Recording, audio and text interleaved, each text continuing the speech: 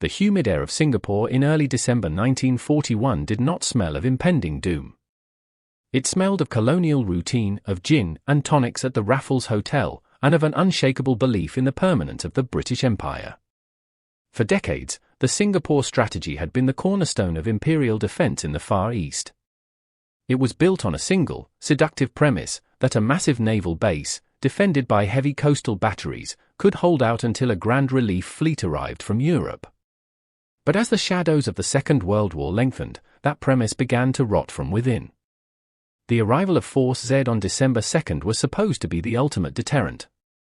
When the brand-new battleship HMS Prince of Wales and the veteran battlecruiser HMS Repulse steamed into the Johor Strait, they were greeted as saviors. The Prince of Wales was a titan of modern engineering, a King George V-class monster that had recently survived a duel with the Bismarck. The Repulse, though older, was a graceful greyhound of the sea, beloved by its crew. Together, they represented the pinnacle of British prestige. Yet, they were a fleet without a shadow, lacking the one thing that would decide the coming conflict: air cover. History is often written in the ink of missed opportunities and bureaucratic inertia. The original plan had called for a third vessel to join the task force, the aircraft carrier HMS Indomitable. But in a twist of fate that would haunt Winston Churchill for years, the Indomitable had run aground during training in the Caribbean. Rather than waiting for a replacement or reassessing the risk, the Admiralty pushed forward. They relied on the outdated doctrine that capital ships, if well handled and heavily armed, could defend themselves against any threat from the sky. It was a systemic failure of imagination that would prove fatal. At the heart of this tragedy stood Admiral Sir Tom Phillips. Known as Tom Thumb due to his short stature, Phillips was a brilliant staff officer but a man deeply wedded to the traditions of the Great War. He was a vocal skeptic of the airplane and Apo's ability to sink a maneuvering battleship. To Phillips, the sky was a nuisance, not a graveyard. He believed that the vastness of the ocean and the speed of his ships would shield them from the Japanese 22nd Air Flotilla. He did not realize that he was not just sailing into a monsoon, but into a paradigm shift that would render his entire world obsolete. When the news broke on December 8 that Japanese forces were landing at Kota Baru and Singapore, the atmosphere in Singapore shifted from complacency to frantic energy. Phillips knew that his fleet in being was useless if it remained at anchor. He made the bold, arguably desperate decision to lead Force Z north to intercept the invasion convoys. He did so with a haunting silence, refusing to request dedicated air support from the Royal Air Force, fearing that radio transmissions would give away his position. He gambled everything on the element of surprise and the thick tropical rain clouds of the South China Sea. But the Japanese were not blind. They had spent years perfecting the art of long-range aerial torpedo attacks, a discipline the British Admiralty largely dismissed as a niche capability. While Phillips searched for the Japanese transports, a Japanese submarine, the IR-65, spotted the British wakes cutting through the dark water. The hunter had become the hunted. Throughout the night of December 9, Japanese scout planes and submarines tracked Force Z like wolves trailing a wounded stag. The British were unaware that the very clouds they relied on for cover were failing them, parting just enough for the Japanese eyes to see the white foam of their passage. As the sun rose on December 10, the tactical situation turned from precarious to catastrophic. Phillips, having found no sign of the invasion fleet and fearing he had been spotted, turned back towards Singapore.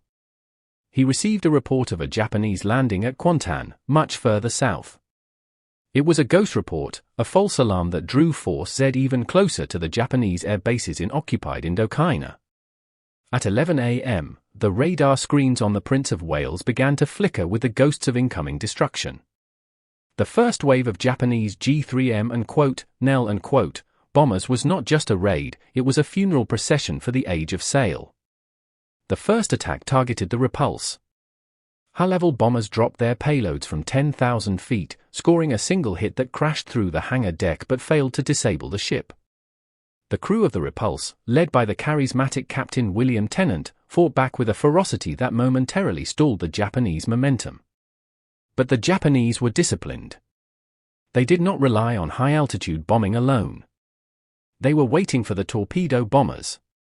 The G4M and Betty and bombers soon appeared on the horizon, flying low, hugging the waves in a deadly, rhythmic approach that bypassed the British long-range anti-aircraft fire. The Prince of Wales was the primary target for the first wave of torpedoes. Unlike the Repulse, which was steered with the agility of a destroyer by Tennant, the Prince of Wales felt the weight of its own armor.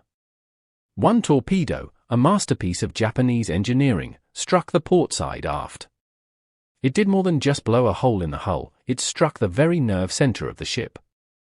The explosion bent the outer propeller shaft, which, still spinning at high speed, tore through the internal bulkheads. Water began to roar into the engine rooms and the electrical generators failed.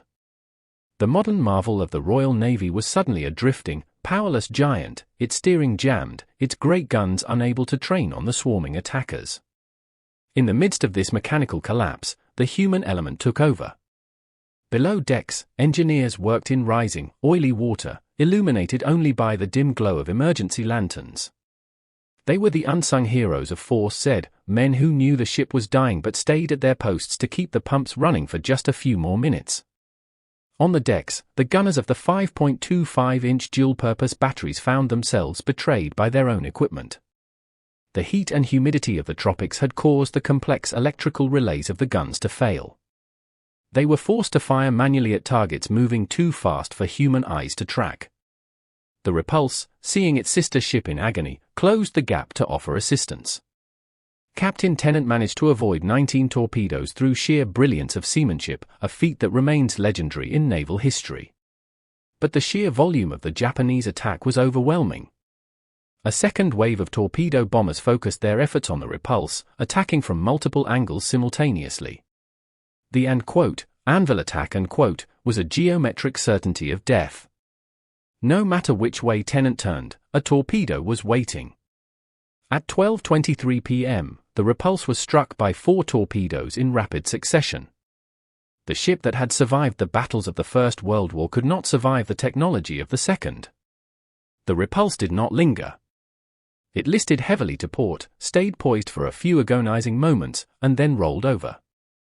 Captain Tennant gave the order to abandon ship, and many of the crew managed to scramble into the sea before the great hull disappeared. Meanwhile, the Prince of Wales was in its death throes.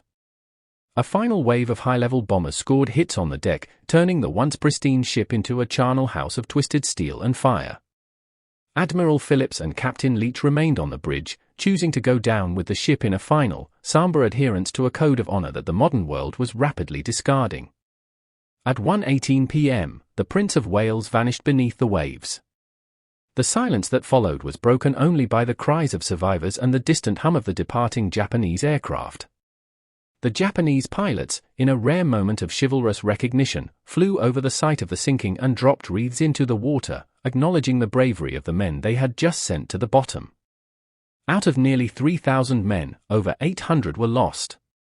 The impregnable fortress of Singapore was now an island without a shield, its northern gate wide open to the advancing Japanese army. The news reached London in the middle of the night.